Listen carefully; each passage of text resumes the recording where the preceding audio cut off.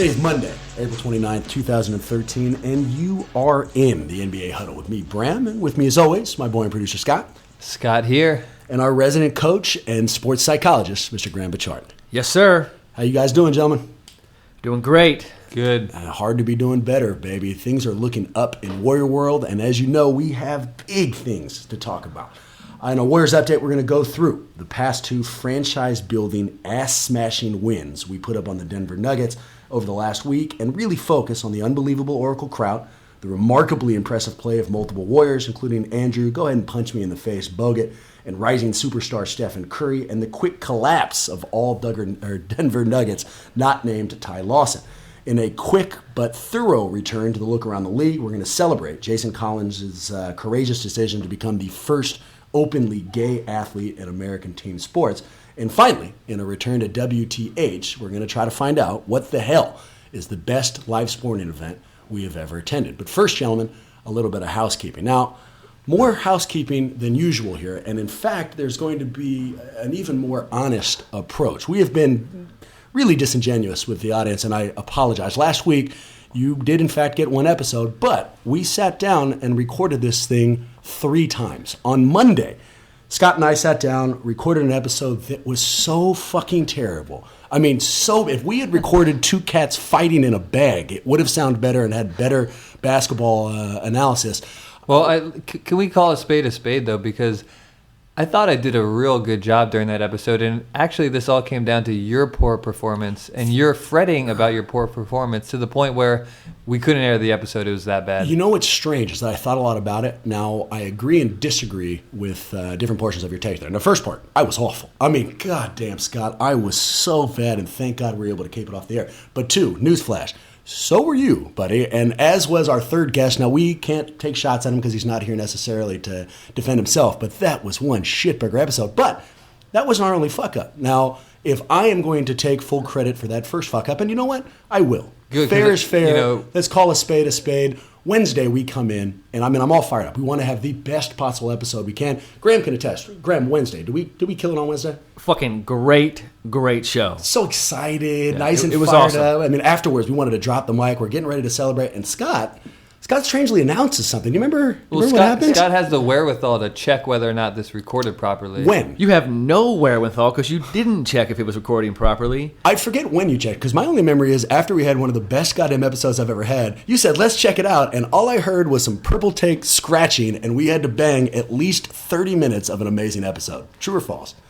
That's true, except for the part about that you guys just knocked it out of the park. It wasn't that great an episode.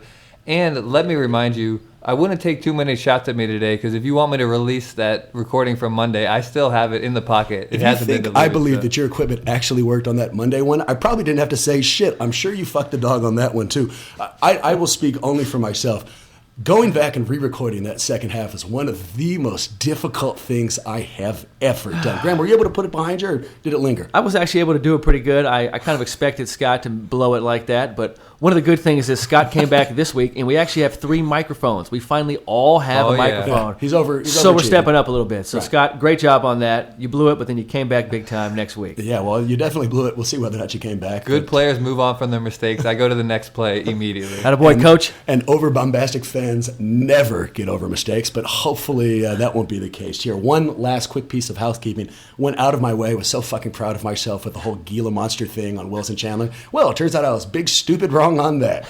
All the National Geographic receivers out there hit me up with immediate text messages, a couple of emails, and let me know that in fact that is called a Komodo dragon, not a Gila monster. So my apologies to nature enthusiasts everywhere and those who mistakenly called Wilson Chandler a Gila monster. He is in fact a diarrhea-mouthed Komodo dragon. Something to think about real quick. You mentioned National Geographic. If we do have any National Geographic listeners out there, Clifford Ray, the great warrior, incidentally was National Geographic Man of the Year in the, I believe it was the late 70s.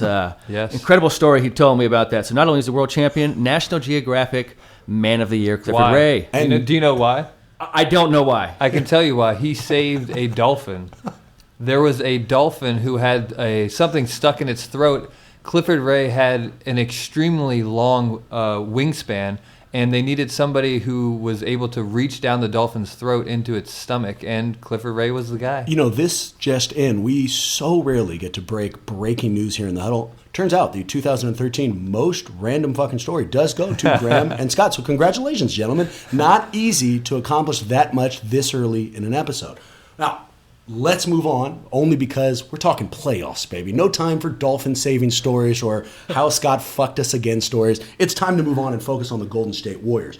2 scores since our last podcast. A super tense but genuinely fun 110-108 win over Denver, and then a much easier series-changing 115-101 ass-smashing over the Ass Nuggets. We are now 3-1 in the series. The next game is at Denver on Tuesday at 6 o'clock. And just to give you a sense, when we first did our playoff preview, we talked about the playoff price, the way that you can bet on a series. When it first started up, the Warriors were, in fact, plus 400, meaning they were 4-1 underdogs. Now, after the current performance, after Steph Curry rising to his current prominence, we are now minus 250, meaning that we are 2.5-1 favorites in this series. So it's not just Warrior fans, it's not just the national media, but the boys in Vegas have finally picked up exactly what's been going on. I think that's based on the fact that in NBA history, a team that's up 3-1 has won the series 96% of the time. So the odds are definitely in the Warriors' favor. Do you still feel? I still feel a little nervous. Like, I don't know if it's the reverse jinx thing. Like, I'm not ready to just be like, oh, we've got them. Like, you know, someone asked me today, who do you guys play next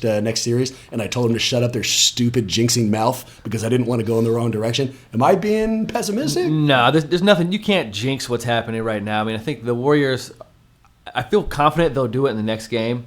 But I always think about that. You don't have that much power to say a sentence and make the whole Warriors team lose because Bram thought something. I always think that's crazy. I completely disagree. I am the strongest believer in the power of the jinx. It's a powerful force. I agree with you, Bram. You should definitely be worried. Of the 3 teams, there's been 8 teams that have come back from a 3-1 deficit. The last 3 teams to do it, they all had home court advantage like Denver does. So, that's something to worry about. Well, let's go ahead and congratulate Denver then on their next 3-game winning streak and the fact that they're able to somehow magically come back. And for those too stupid enough to recognize reverse jinx, realize it here. All right. Wow, these guys take it so serious. Yeah, Jesus. Go back to your Dolphin stories, asshole.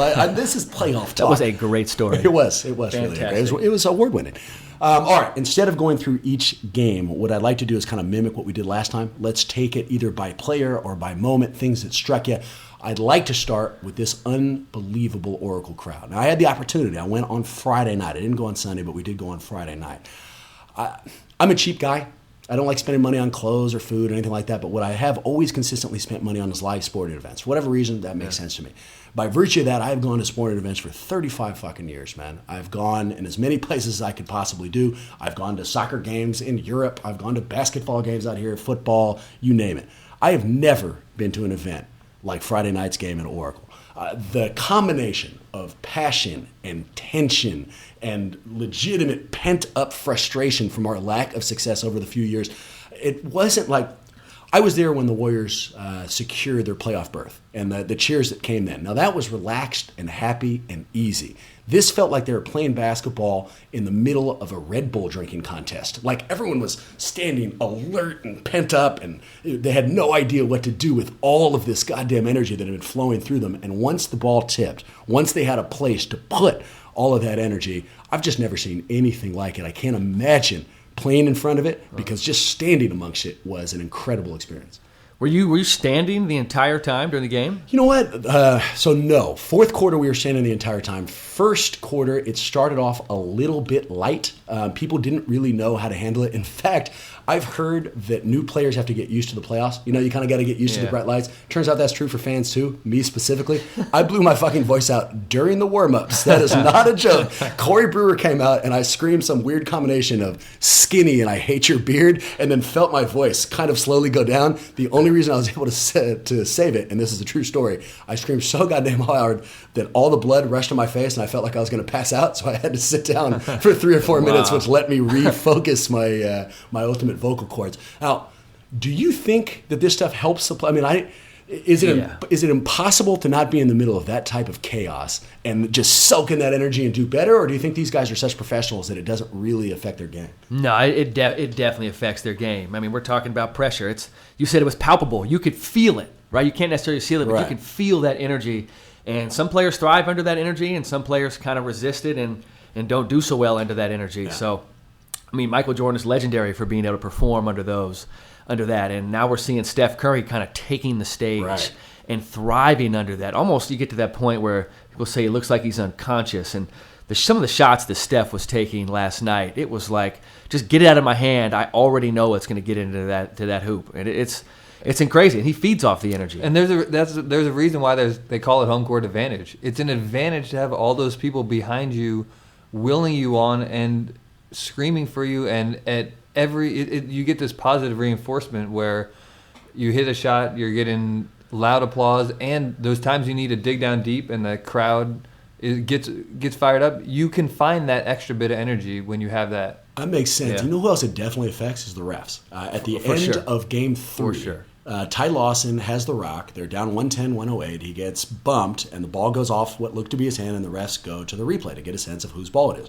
Basically, they're deciding the game. Goes to the Warriors, this game's over. Goes to the Nuggets, they got another shot. They show the replay up on the big board. Wall, the refs are checking it out. And when they show it once, the crowd goes ape shit. Now, they were right. We read it right. It was out of bounds. But it would have been nearly impossible. It would have been like coming out, facing a screaming mob, and telling them they were wrong. There's no way those refs weren't at least slightly affected. Now, took some audio. The Warriors' cheers ranged from both usual to unusual. Usual, here's a Let's Go Warriors cheer.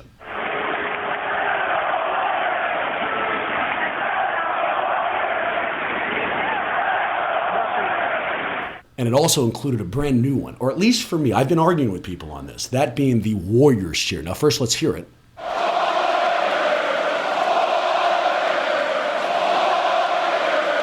I love it. I love it. I don't feel like that's a Raiders move. Every Raiders home game, you get within 30 feet of the Coliseum, the first thing you're going to hear is Raiders. In fact, every single time I brought my wife to a home game, when we heard that, she leaned over and said, I don't feel comfortable here.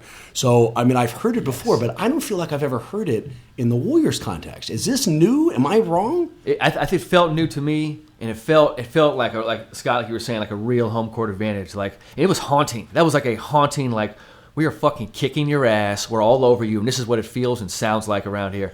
It reminded me, do you remember when they used to chant Daryl Strawberry, and they would chant, yeah, and it was like deeply penetrated. You were like, oh my God. That's how this felt to me last night. Did you ever get chills? You ever like hear something that just sounds so right, it's so well placed, you can just kind of feel it on your neck? When they first came out with this Warrior cheer, I felt exactly like that. And I love the Let's Go Warriors cheer. I mean, I love it. We're part of a website called Let's Go Warriors. But there's a difference. That's generic. You know, you go to any arena on earth, there's a real good chance you're going to hear the whole let's go, put your team name here. This Warrior thing only works in a couple of contexts, and I loved hearing it. I'm stunned that you've adopted this so easily, and you've just laid down, because you are the utmost traditionalist. Yeah. You hate new things, and the fact that you've just jumped all over this, I'm really surprised. This is a new day. What I'm hiding, for Bram. I like this growth. To be fair, I had to go to my psychiatrist just to get over the anger I had with your equipment fuck up. And while I was there, we brought up the Warriors thing, and he talked me through it. So, no, I mean, that's a phenomenal analysis on your part. I guess I'm actually growing as a person. Who the hell would have thought that was going to happen? Now, we weren't the only people who took notice of the crowd. I got a couple of three great go-to quotes. Let's start with Mark Jackson. First off, how was the crowd? How was it able to be a motivation? How did it carry you through? And basically, yeah. Well, I tell you what, the crowd was off the chart. It's nothing like something being as advertised. And they were loud, they were consistent, and we fed off of them, even when we didn't match their intensity in that first half. But this is the great thing about it is when you are part of an environment like this, you want more. So great job by the fans, and I'm awfully proud of my guys. We've given Mark Jackson nonstop credit throughout the year. All of the things we've said before apply now. I've always liked his vocal intonations. I like the way he summarizes things, and this was no different. He's incredible. Didn't know his wife can sing that great. Oh my God, that great! Incredible. Did you think she was great? I thought she was terrible. I didn't think it was terrible. I enjoyed it.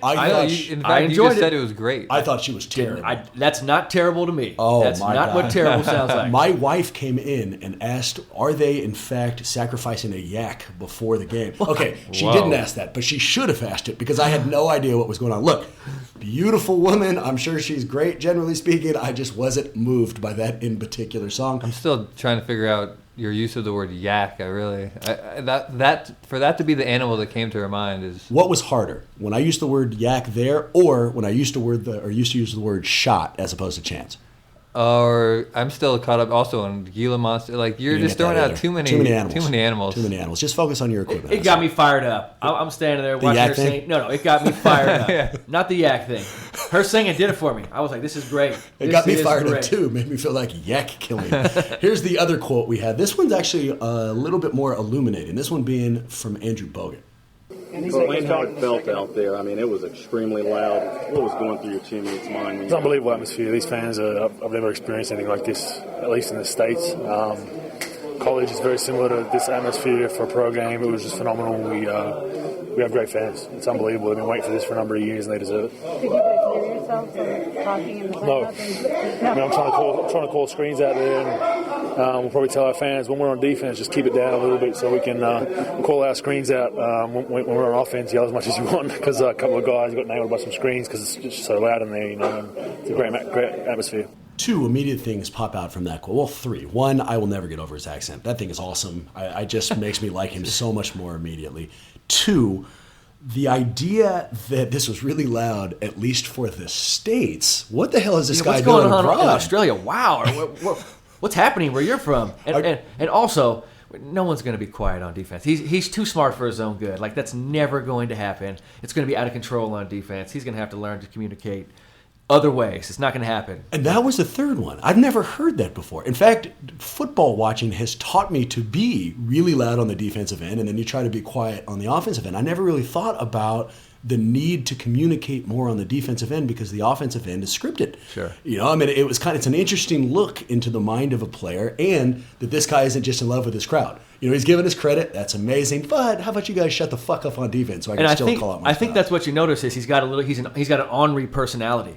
So he's like, yes, these are the greatest fans. I love them. But come on, guys, can you be quiet while we're on defense so I can get even better? Like, he's always kind of scrowly, I love that about this guy. Good use of the word ornery, man. Jesus, you put that in there completely effortlessly. And we called him a badass a while ago, and that dude is every bit of a fucking badass there is, man. Like, it reminds me, I remember one time, I was working in a camp over in Switzerland. There were some guys who were not Americans, and they were telling me about when Americans talk shit to them, they kind of laugh at them because they're like, look, man, where we're from, there's landmines. Like, I don't give a shit where you're from, what you're going to do. But where we're from, you got to stay on the path or else you're going to, something bad's going to happen to you. So seeing Andrew Bogut not being an American, it's crazy to see him. He doesn't give a shit who you are, what you're saying to him.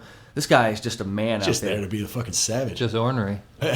Just ornery. And it manifests itself all the way through to his face. Oh my God! His facial expressions. I'd like to start calling him just Grimace. I mean, it seems just to be immediately applicable on that guy. And as while we're handing out congratulations to Australian quotes, and this has absolutely no bearing on what we're saying now, but a while back I went traveling with a friend. We ran into an Australian, and he called taking a shit giving birth to a New Zealander, which for whatever reason has stuck with me my whole life. Wow! I found that to be so funny. Now, one final take on the crowd. This one, not actually from the team, but from a member of our own NBA Huddle, our producer, Scott. Scott here. I mean, my opinion on Oracle. I think we're one of the best home court advantage in the league. In fact, we were 28-13 this year. Because I'm a homer and refuse to be even slightly objective, I'm giving the home court advantage to Oakland. I'm going with that too. I think that's absurd when you're playing the team with the best home record in the NBA. You go do a Denver podcast, asshole. God damn it.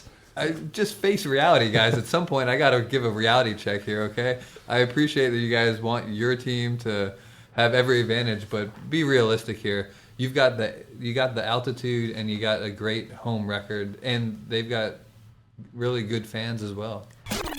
Reality check. Let's get a reality check here. Now that you listen back to it, are you embarrassed? Are you proud that you stuck to your guns? Were you just focusing on your shipburger equipment and couldn't really tell what you were saying? I still stick by my guns. No, you don't. What? God damn it, Scott. Let him sink. Just let him sink. Let it sink. No. I stick by my guns in the sense that I would go back and say the same thing as I would now. Like, I'm not saying. Why would you do that? It's wrong. No. Why would you want to be wrong again?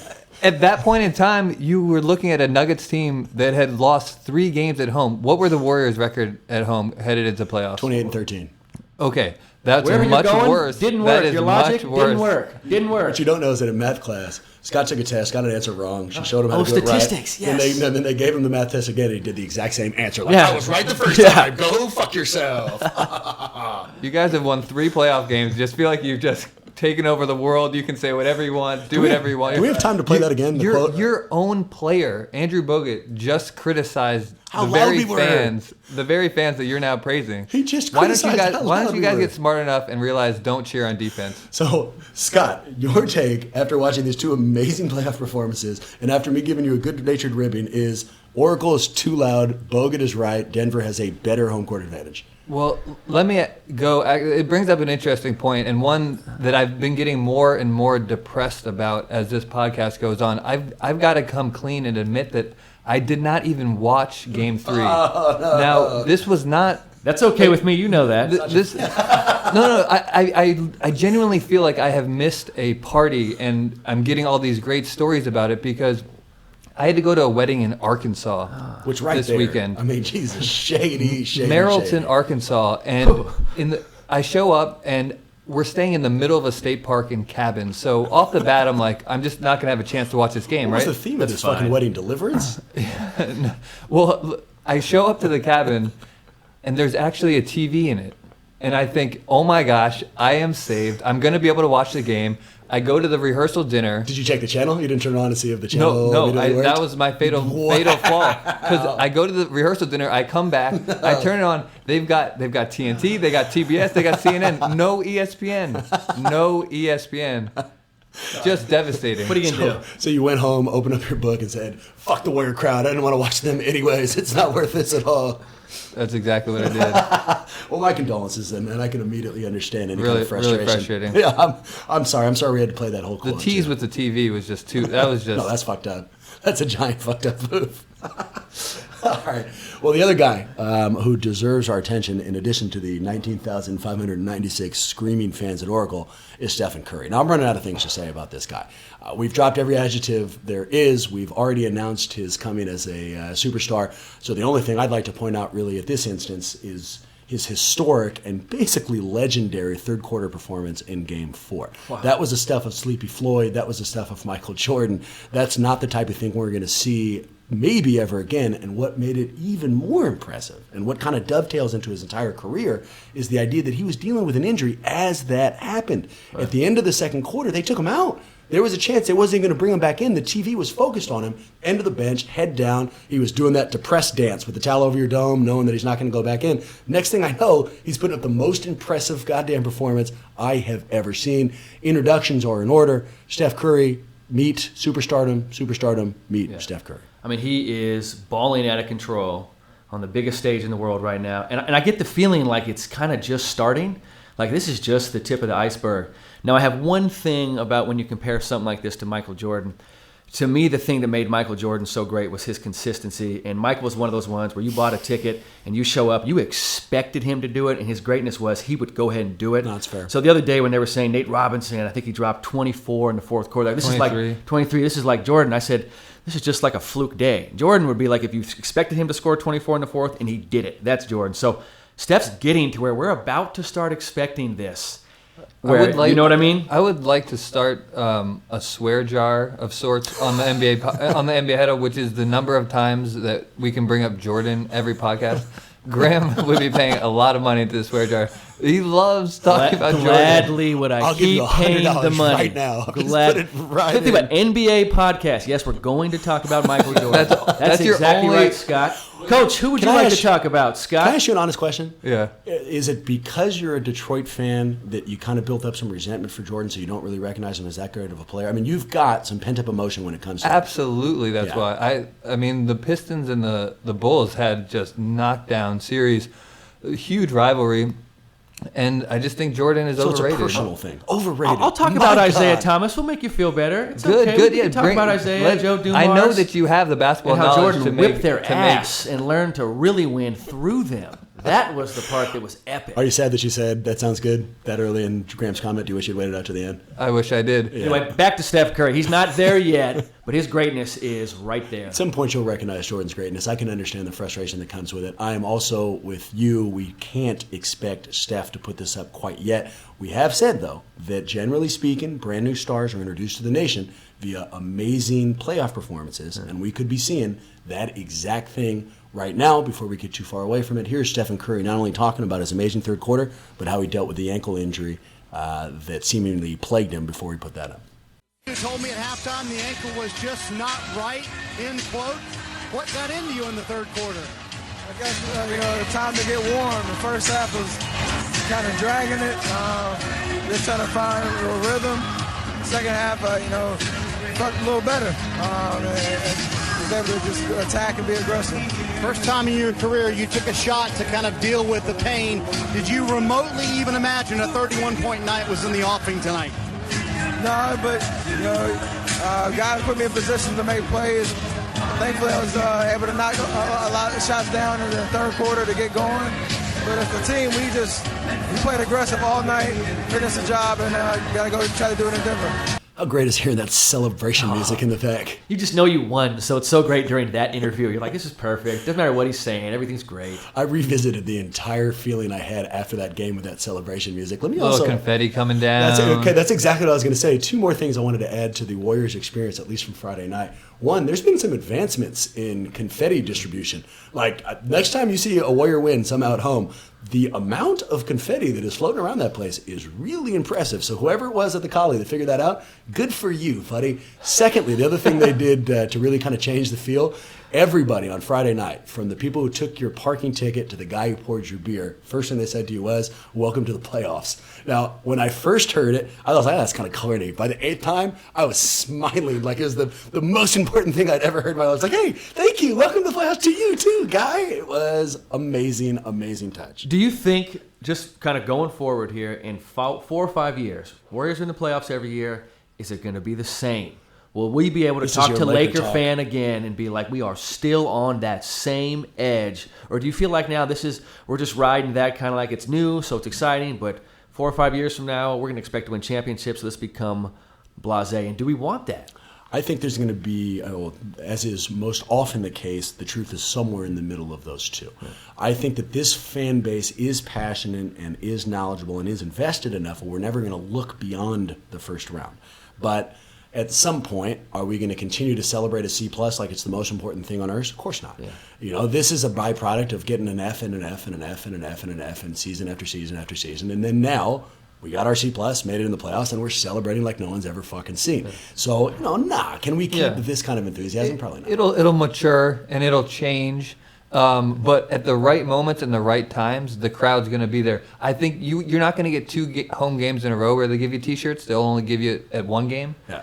They'll go probably towels on the next game, but for the most part, the crowd itself will still be there. At the end of Game 3, when they secured it, when they decided the ball went the other way and we won 110-108, there's 2 grown-ass men sitting behind me, probably 40, 41. They were kind of into it, but both of them were acting like they were a little bit too cool for school early on. They didn't want to stand up, is what it was. When that horn sounded, they gave each other a chest-to-chest, unbelievable, emotional-filled man hug. I mean, like, you've never seen it. If they started playing the song Reunited in the background, it would have been perfect for it.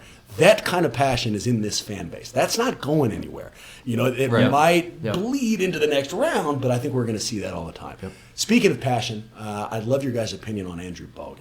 Watching him play over these last couple games, this is why we brought him. And you can't talk about Bogut's play without mentioning the monster dunks, especially that one where he just posterized McGee. That was so cathartic. And it was the culmination of him. I mean, he had been shithousing McGee from the beginning this series started. I don't think we get to see a lot of the content because our focus is on the ball. I think that there's been this ongoing war between the two of them. Best example, in Game 3, they got so nasty that Bogut literally got in his face, pointed at his face, and then said, punch me. Take a shot at me in the goddamn jaw. And that's that tough guy stuff Let's right go. there, Can man. you imagine What Erica a badass. Dampier ever doing some shit like that? No. So you take all of that, you put it into this one big moment, right when we needed somebody else on the offensive end, right when we weren't sure where that 18 and 10 was going to come from for David Lee, and who comes with it? Bogut taking the ball and just shitting on JaVale. And he looked him right in the eyes before he dunked on him. You could see he saw it was him and then engaged and was like, I'm fucking taking off and going for it. And this one goes out to the fans that were behind Bram with the signs for Monte Ellis. Remember that one? Yeah, oh yeah. They can kiss our ass. They were like, when you really knew basketball and Monte was traded, you knew that we were setting up wins. It wasn't necessarily exciting. Well, here's the excitement right now. Here's our anchor, our pillar. His ankle was busted for a long time, but here it is in the playoffs. This guy's rocking and rolling, and we're winning with a legit 7-footer in the middle. And anyone who had any problem with Jackson through the year, it's going to be hard to take shots at the way he's managed this guy's minutes all the way up until now. I mean, we didn't see him contribute like we wanted to. He wasn't there to give us this nastiness through the regular season. But you know what?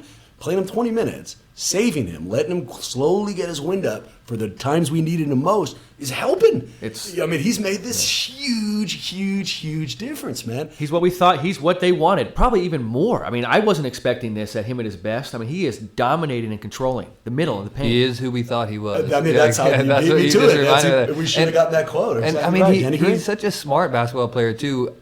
Because did you notice when they started to trap those pick and rolls just so hard, he just started slipping them. He would just roll right to the basket early, just wide open. I mean, that's how he got the dunk on McGee. Incidentally, do we have that McGee quote from after the game where he calls Bogut ornery? Unfortunately, we don't. I think he does have a great dolphin saving story from Al Adels, but I can't be completely I'll tell you sure what, on when that. you coach basketball players, you need an ornery player on your team. Obviously. That's how it works. You need someone who doesn't give a fuck about your opinion or anyone else's, and they just go do their thing. Game 4 showed us the full cycle of Bogut. He not only was our enforcer in the middle and made people concerned about coming in, even people like Ty Lawson. He not only filled in an offensive portion of this that we haven't seen all year. He was the guy we saw in Milwaukee. He's catching alley-oops. He was shitting on people's faces, but he was also that amazing distributor that we talked about in the beginning of the year. When they first picked him up, I said I thought that this team was the best passing team 1 through 5 in the entire league. Bogut had a couple of nasty-ass behind-the-back, almost cross-court passes. This guy is doing it all for us, and I couldn't appreciate it more. He was definitely feeling himself out there, and he had every right to. I mean, when you're dunking on people, behind-the-back passes, leading the energy, and when he's in there, he's not a whole lot of layups happening. That guy really protects. I give Scott a lot of shit on this show, but the simple and plain truth it is that he obviously has his finger on the statistics. And one of the statistics that he was able to pull out for this last, or at least for our playoff preview, is that Denver kills people in the post, in the paint, via rebounds. We've beaten this team.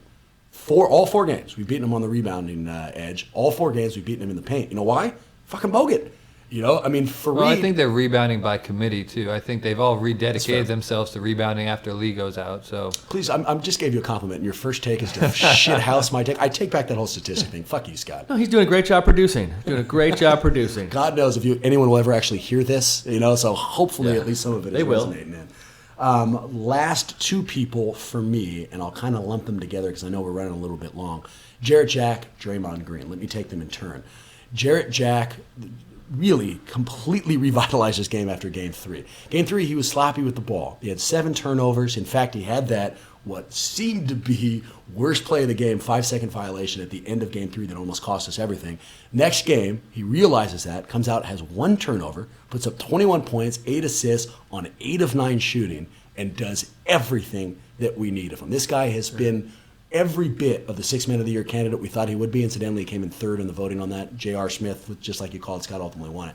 Other guy, Draymond Green, we've talked about X factors. How you always need somebody kind of cutty to help you during a season, otherwise you're not, or during a series, otherwise you're not going to pull it out. He's been that fucking guy. He's hitting threes. He's playing defense. Crazy. He's kind of he's kind of an energy's asshole. phenomenal. He's hustling. He dives. I mean, Draymond Green are those fool's gold points. Like, you don't ever see those coming, And like Jarrett Jack, definitely do expect him to get 15 to 20 and play solid. The 7 turnovers seem like an anomaly. I don't see him doing that all the time.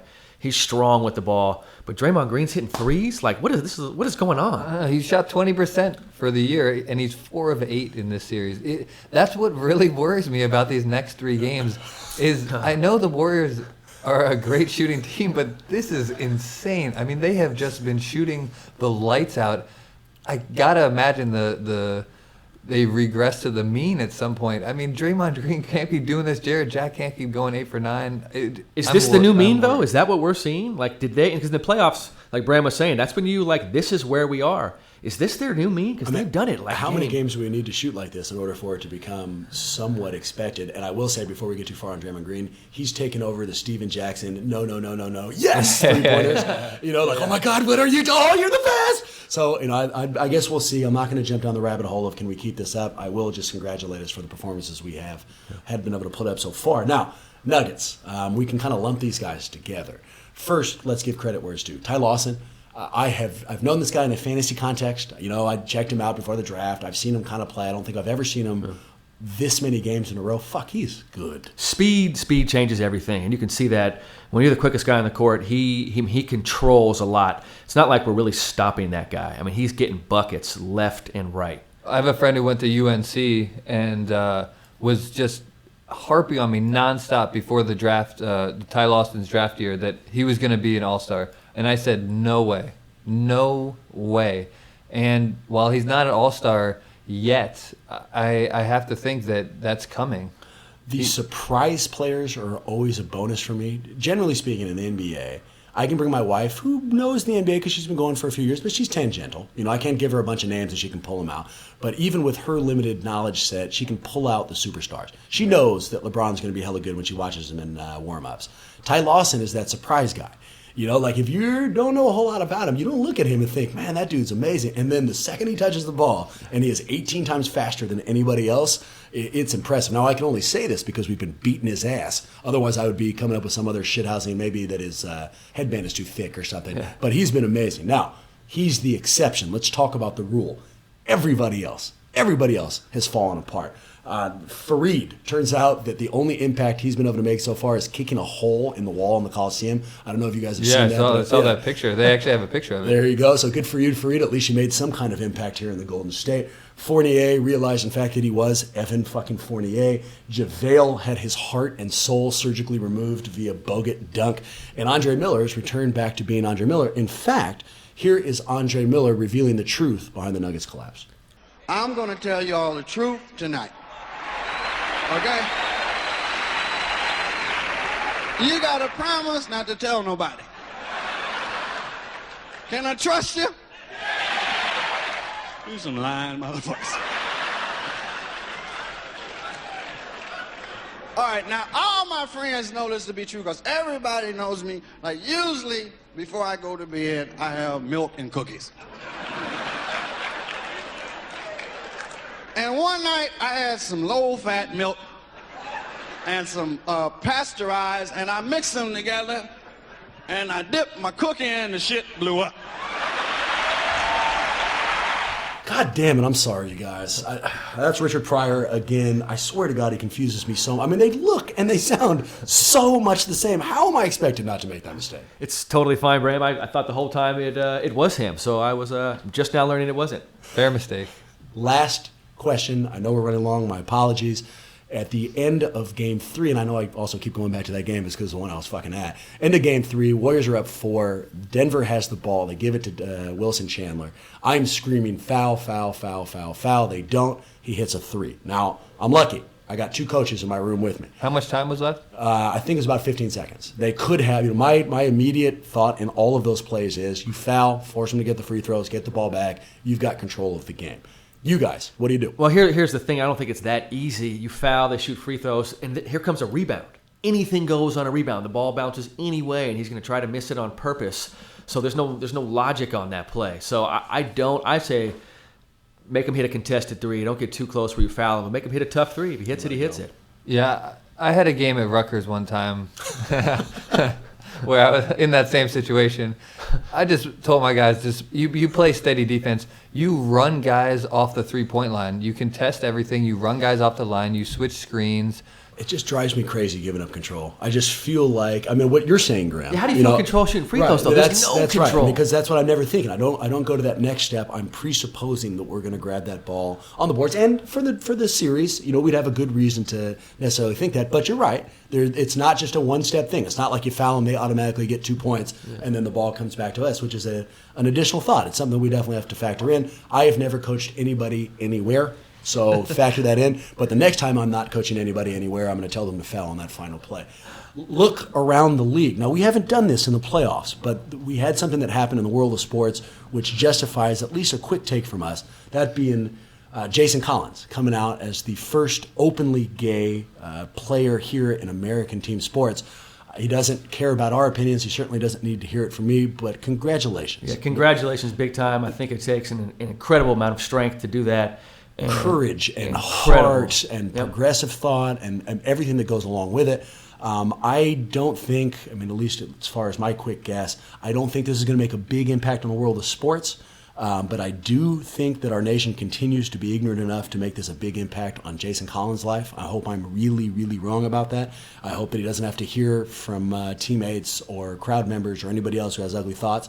But at least from the Huddle, congratulations, man. That's amazing. Congratulations big time. I think he's definitely going to hear some ugly stuff, but I think he's going to get way more positive stuff coming his way, and that's where I feel this country is going. And I love, you've had some major people come out in supporting him. Yeah. Kobe Bryant, Bill Clinton. I didn't see Kobe. What did Kobe say?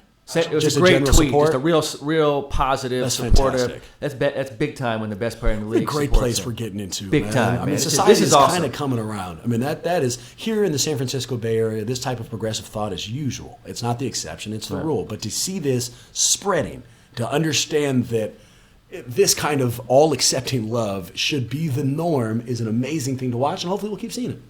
We love you, Jason Collins. Great job. Way to go, buddy. Okay, final thing, and a triumphant return to what the hell, man. It's been a long time since we got to do Yeah, it. it's been a while. All right, well, spurred by my experience at Oracle and what the hell this week looks at, what the hell is the best live sporting event we've ever gone through. Just a quick take from me, and then naturally I want to hear from you guys. The Warriors game I've already described, that's the most interactive. I have never felt that much of a part of an event. That was fucking badass. The most fun I've ever had was the last time Cal beat USC at Memorial Coliseum. You guys already know, USC fan next to Red Sox fan is like one of the biggest asshole fan. They are so fucking obnoxious. A guy came in an entire USC Superman outfit, had SC across the front, big fucking SC cap and this ridiculous Superman SC hat, talked hella shit through 3 quarters, and then during the 4th quarter, he had about 40,000 people like directing more nasty barbs to him, and when I say 40,000, I mean just me 2 rows behind him, that it was so much goddamn fun. And then the last one, the most surreal thing I've ever been to, is that Game 7 NLCS clinching win by the Giants last year that happened in that fucking torrential downpour. Scuderow looking up the Yeah, screen. that was awesome. Looking How like, incredible was that? Oh, it was everything. It felt like we were watching Andy Dufresne. That was an amazing experience. But you guys. So let's stay with the Giants. I'm going to take it back to 1989. I was at the Giants versus the Cubs National League Championship Series. Will Clark's on deck. Mitch Williams is on the mound. This is the play where Will Clark sees Mitch Williams' mouth. I'm going to throw a fastball. Yeah. And I remember being the upper deck right behind home plate. I think I was cutting school at the time. I was there with my whole family. And when Will Clark got that single up the middle, I just remember feeling euphoria go through my body like I've never experienced before. And it was like just staring up at the sky. Candlestick was rocking, like sold out. So that one for me with the Giants was impromptu tears, like the Vernon Davis. Man, it was. I don't know if I was crying, but it was the pinnacle. It was Will Clark was my all-time hero, and that was the pinnacle of seeing him excel in that moment doing that. And then basketball-wise, me being a great basketball fan, part of my ideal was going back to New York City for a summer and kind of going back to where basketball was from. And my first time going up to the Rucker Park up in Harlem was incredible experience. I had never experienced energy like that. This is summer 2000. At the time, Skip to My Lou was like the big player. Right for Austin. And he was out there, and there's DJs playing music. And Former Warrior, by the way. Former Warrior. And I had never seen any scene like that in my life, and I was completely blown away by that New York summer scene. It was incredible. Did you feel out of place? I didn't feel out of place because I love basketball so much. It was like basketball was the connecting thing. Did you get the sense that other people thought you were out of place? I didn't get that sense either, to tell you the truth. when those, that was right when the And One mixtapes were coming out. I used to love that show, by the way. Yeah. I never saw the show. I thought I did see snippets of the show, which I thought was terrible, which is why I didn't watch it and didn't see the rest of the You missed show. out, buddy. But those And One mixtapes.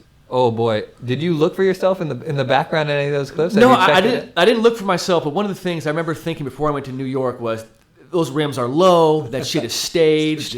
And go and seeing it, it's all legit. Like if you're a basketball fan, go see that shit in the summer. You didn't think one time. they've actually played any defense, really? Yeah, but they're still doing it. I mean, they're still dunking on people. It's out of control what's going on. My favorite part of your story is how you casually mentioned the first time I went to Rutgers. I mean, it's insinuated like, oh, I've been there hell of times. But the first time, boy, that was quite an experience. What about you, Scotty?